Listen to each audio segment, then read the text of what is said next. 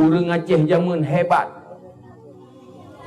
karena betul-betul dia amalkan lagi Islam, bak bantu orang lain, sehingga walaupun merdeka orang Aceh ramai-ramai ikut pesawat pertama modal negara Indonesia. Tahu belum?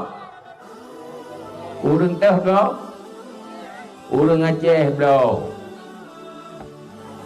Peng tu kau mandu-mandu orang kaya, orang kaya.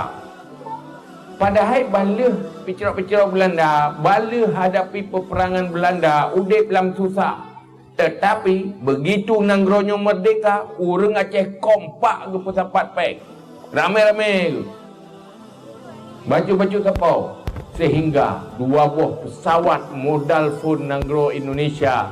Sojo orang Aceh, naga orang Aceh. Pakai enggak orang Aceh karena orang Aceh orang Islam memerintahkan, saling membantu. Hebat orang Aceh zaman karena kekuatan Islam di Aceh. Orangnya di Aceh Nanggro syariat kan? Tetapi han udip syariat munyo hana udip ilmu, maka pudip ilmu. Han mungkin pudip syariat ilmu perlain dum manteng gagal hanai doa leura. Nya ha udip syariat. Wabil ilmi hayatul Islam. Ngan ilmenyo da pudip Islam. Maka perang jahil, berjihad memerangi kejahilan dengan tamita ilmu nyo berarti katanya berjuang menghidupkan Islam. Maka malamnya dah bergerak siap majlis taklim nyo sabuk hal yang paling good, sehingga menyo orang yang hadir majlis taklim pun pegah oleh Nabi in asya sa'ida, menyo udip bahagia, wa imata mata syahida, menyo mati syahid.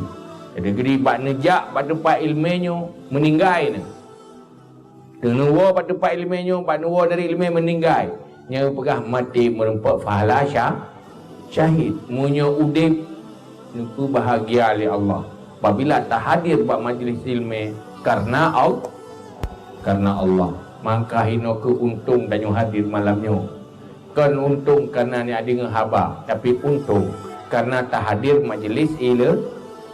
Semoga kelebihan dan fadilah majlis ilmu kegiatan yang hadir malamnya memandu, menelimpahkan oleh Allah.